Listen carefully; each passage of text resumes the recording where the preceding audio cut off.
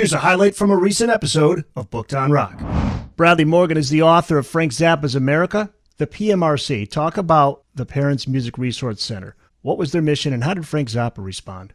So the Parents Music Resource Center were a collection of the wives of affluent leaders in Washington. They were the wives of senators, of congressmen, of business leaders who were having issues with the MTV generation's exposure to sex and things that they felt were inappropriate for children. Tipper Gore has written about how she came in on her daughter listening to Darling Nikki by Prince and was very disturbed by the lyrics mentioning masturbating with a magazine.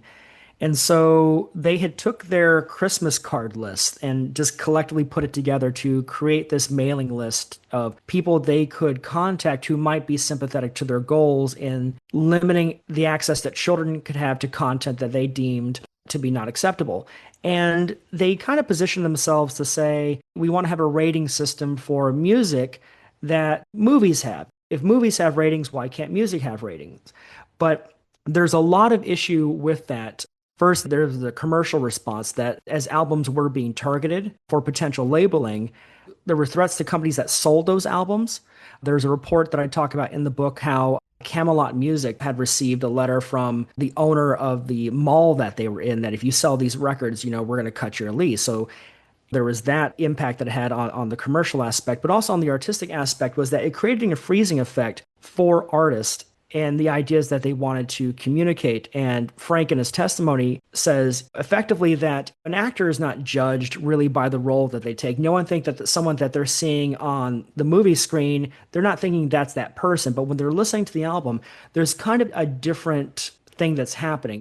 We tend to think that the person singing to us is somehow endorsing certain ideas, or they're saying that what they believe. There's not a lot of room for irony in that or a kind of allegory in that.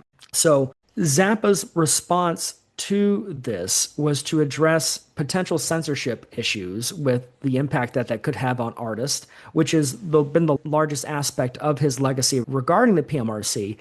But he was also very clever in how he communicated the business element of this, because what the PMRC was doing and how they were able to accelerate so quickly with their mission was that they talked about all the sex and all the bad content in the music, but they wanted to wrap this legislation in a tax bill that was going to put a tax on blank tapes that the music industry wanted as a mitigation effort to fight piracy. That was a huge deal in the 80s. And Zappa had seen the culture war issue as being that poison pill that would get people to kind of swallow taking on a private tax that he felt that the industry should have paid themselves. I mean, if we think about today with a lot of the tariffs that are happening, who is paying for those tariffs? It's you as consumers. You're paying more for those products because these companies don't want to bear that kind of responsibility. And so he recognized that there was this kind of private tax being levied on American citizens without their consent, without their voting for it.